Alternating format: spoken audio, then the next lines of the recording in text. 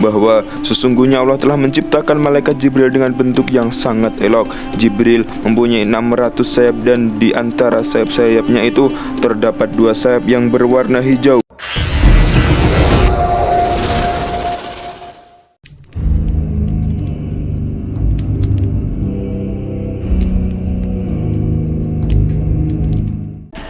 Bismillahirrahmanirrahim. Assalamualaikum warahmatullahi wabarakatuh. Alhamdulillahirrabbilalamin. Assalatu wassalamu ala nabiyyina wa habibina sayyidul anbiya'i wal mursalin sayyidina wa maulana Muhammadin ibni Abdullah ibni Abdul Muttalib wa ibni Hashim. Sahabat Z Channel rahimakumullah, alhamdulillah kita berjumpa lagi di Z Channel, channel yang membawakan kisah-kisah luar biasa Islam. Pada episode kali ini kita akan membahas tentang kisah penciptaan malaikat Jibril. Malaikat Jibril. Imam Ahmad dalam musnadnya meriwayatkan dari Abdullah ibnu Mas'ud radhiyallahu anhu bahwa ia berkata, Rasulullah SAW pernah melihat malaikat Jibril dalam bentuknya yang sesungguhnya. Ia mempunyai 600 sayap, masing-masing sayap menutup cakrawala dan setiap sayapnya keluar warna-warni mutiara dan yakut atau batu mulia.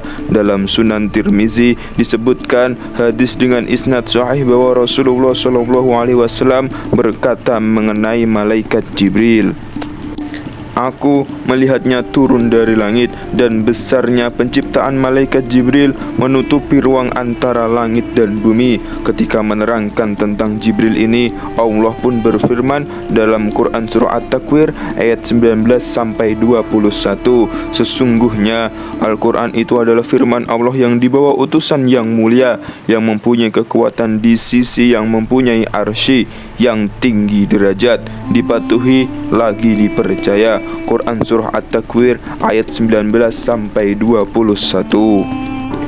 Yang dimaksud dengan utusan mulia di sini adalah malaikat Jibril, dan penciptaan malaikat Jibril ini dijelaskan dalam hadis Rasulullah SAW. Rasulullah SAW bersabda bahwa sesungguhnya Allah telah menciptakan malaikat Jibril dengan bentuk yang sangat elok. Jibril mempunyai 600 sayap dan di antara sayap-sayapnya itu terdapat 2 sayap yang berwarna hijau seperti sayap burung merak. Sayap itu antara timur dan barat. Jika Jibril menebarkan hanya satu daripada beberapa sayap yang dimilikinya, maka ia sudah cukup untuk menutupi dunia ini. Setelah memandang dirinya yang tampak begitu indah dan sempurna, malaikat Jibril pun berkata kepada Allah, wahai Rabbku, apakah engkau menciptakan makhluk lain yang lebih baik dariku? Kemudian Allah pun menjawab pertanyaan malaikat Jibril tersebut.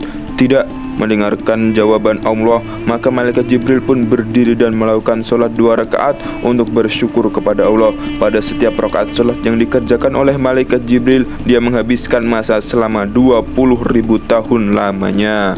Setelah malaikat Jibril selesai melaksanakan solatnya, Allah pun berfirman kepadanya, wahai Jibril, kamu telah menyembahku dengan ibadah yang bersungguh-sungguh, dan tidak ada seorang pun yang dapat menyembahku seperti ibadah yang kamu lakukan. Akan tetapi di akhir zaman nanti akan datang seorang nabi yang mulia, nabi yang aku cintai.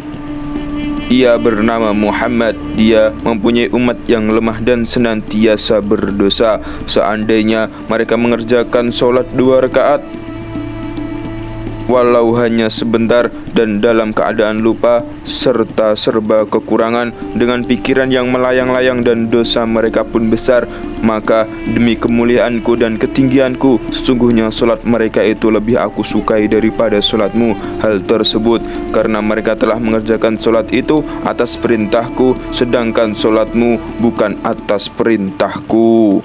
Setelah mendengar hal tersebut, malaikat Jibril pun kembali bertanya kepada Allah, ya Rabbku, apakah engkau telah memberikan kepada mereka sebagai ganjaran atas ibadah mereka?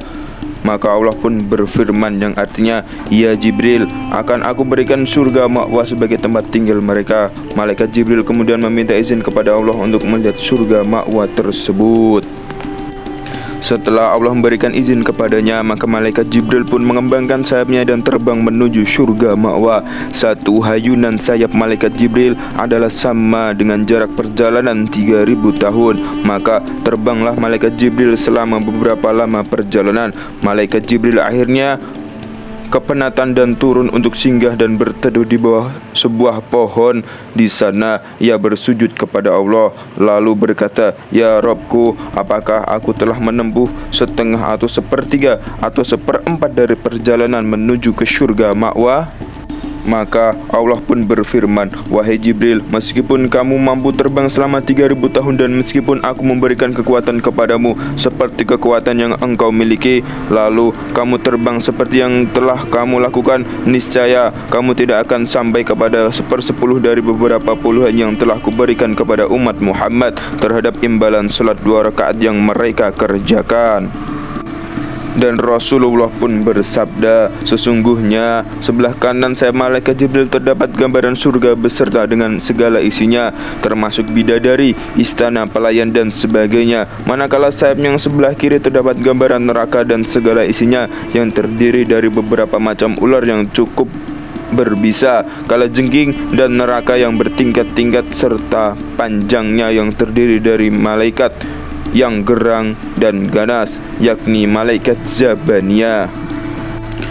Dan Rasulullah SAW pun bersabda lagi, "Apabila telah datang ajal seseorang, maka akan masuklah suatu kumpulan malaikat ke dalam lubang kecil pada badan manusia. Kemudian mereka akan menarik rohnya dari kedua telapak kaki hingga lutut dan mereka pun keluar. Setelah itu datang lagi sekumpulan malaikat, masuklah menarik roh dari lutut ke perut. Begitulah seterusnya dari perut ke dada dan dada ke kerongkongan. Itu saat nazak seseorang. Kalau orang yang nazak itu orang beriman, maka malaikat Jibril akan menebarkan sayapnya yang sebelah kanan sehingga orang itu dapat melihat kedudukannya di surga sehingga terlupa orang-orang di sekelilingnya.